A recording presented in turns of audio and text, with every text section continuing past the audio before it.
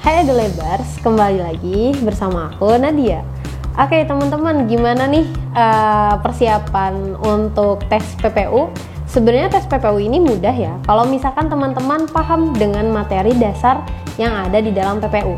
Salah satu materi dasar yang ada di dalam PPU itu adalah kata hierarkis, juga mungkin ada kata generalisasi. Tapi yang biasanya muncul itu adalah kata hierarkis atau kata dengan makna bertingkat.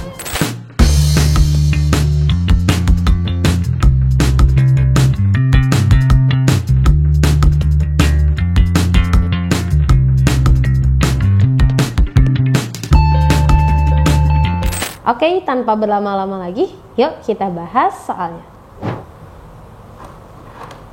Oke, untuk nomor 1 di sini kita ada soal kata yang memiliki makna bertingkat.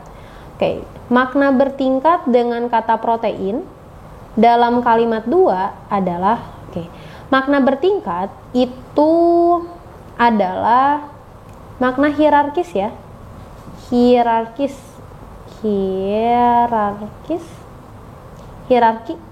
teman-teman. Makna bertingkat. Nah, di dalam makna bertingkat ini ada 2. Ada hiponim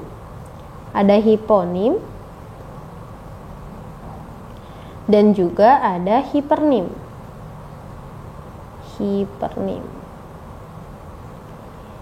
Ini hiponim tuh dia memiliki makna yang lebih khusus. Hiponim, makna lebih khusus. Sedangkan hipernim dia tuh memiliki makna yang lebih umum. Contohnya seperti apa teh? Contohnya kata bunga itu adalah hipernim ya, yang umum. Dia hipernim nih. Hipernim. Oke, hiponimnya apa teman-teman? Hiponimnya memiliki jenisnya tuh banyak ya. Bunga tuh contohnya jenis bunga ada bunga melati, terus ada bunga mawar, terus ada bunga anggrek misalkan. Anggrek. Oke, nah tadi kan kata bunga ini hipernim ya, karena dia lebih luas maknanya atau maknanya lebih umum nih. Sedangkan melati dan mawar serta anggrek itu dia hiponim.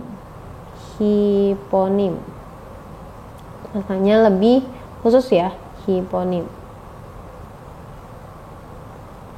Oke, nah untuk soal seperti ini, hiponim, teman-teman bisa menggunakan kata jenis dari bunga itu ada melati. Jenis dari bunga itu ada melati, terus ada mawar, ada anggrek ya. Oke, sekarang kita hubungkan nih dengan si soal yang ada. Tadi kan adalah kata protein ya. Protein dalam kalimat 2 adalah, kita lihat kalimat 2, komposisi gizi dalam kedelai mencakup protein, mineral, magnesium, zat dan zat besi. Oke, banyak ya. Nah, berarti di sini protein itu dia masuk ke dalam hiponim. Ya, hiponim nih. Hiponim. Dia tuh berarti di bawah nih. Bentar. Mana? Oke. Hiponim. Oke, protein itu berarti masuk ke hiponim. Protein itu jenis dari apa? Jenis dari senyawa organik, teman-teman. Senyawa organik. Nah, jenis dari senyawa organik itu salah satunya ada protein. Terus ada apa lagi?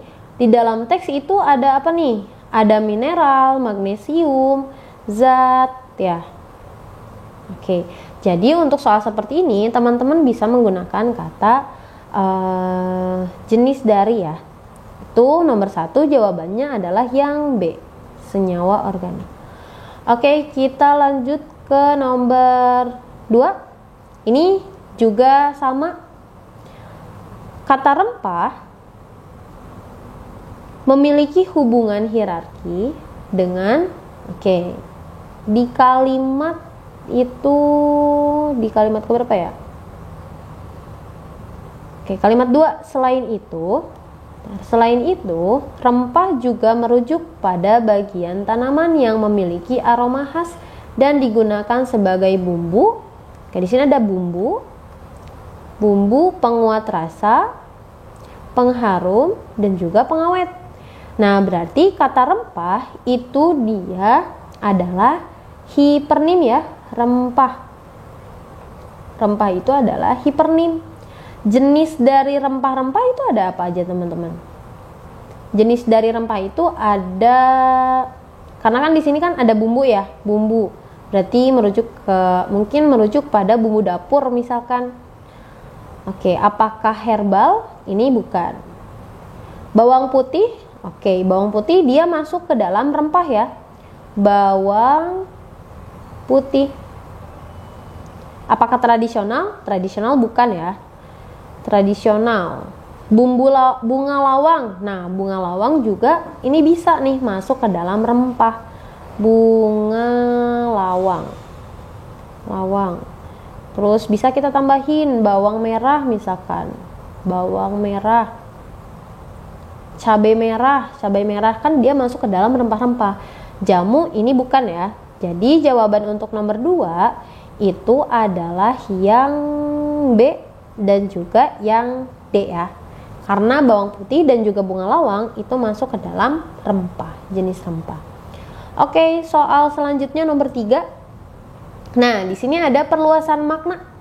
Perluasan makna itu beda ya. Tadi kan kalau hierarki itu makna bertingkat.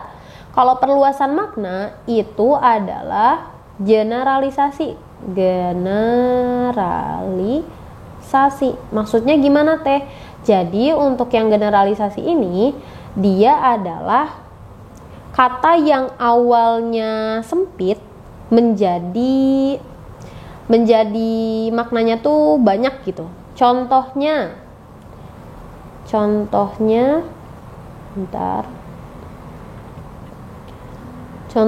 itu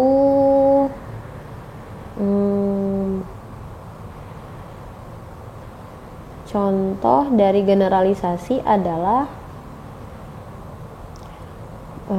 kepala. Kita lihat kepala. Awalnya kepala itu adalah bagian dari tubuh ya. Bagian anggota tubuh. Anggota tubuh. Tapi karena terjadinya pergeseran zaman gitu, dia mengalami perluasan makna.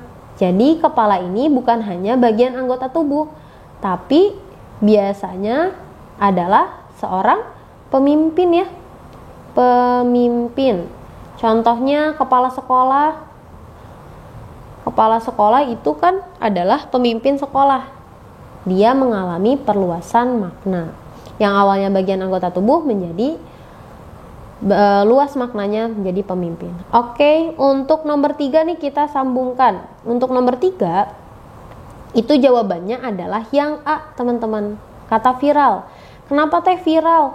Viral itu awalnya dia bermakna atau berkaitan dengan virus. Berkaitan dengan virus. Tapi karena perubahan zaman, dia mengalami perluasan makna. Sehingga maknanya bukan berkaitan dengan virus lagi. Tapi kita mengenalnya dengan viral tuh menyebar luas ya. Menyebar dengan cepat. Menyebar dengan cepat. Seperti virus. Gitu. Seperti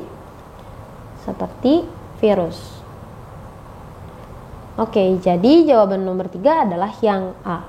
Kita lanjut ke soal nomor 4. Ini sama nih, kata perluasan makna. Mengalami perluasan makna ini sama generalisasi.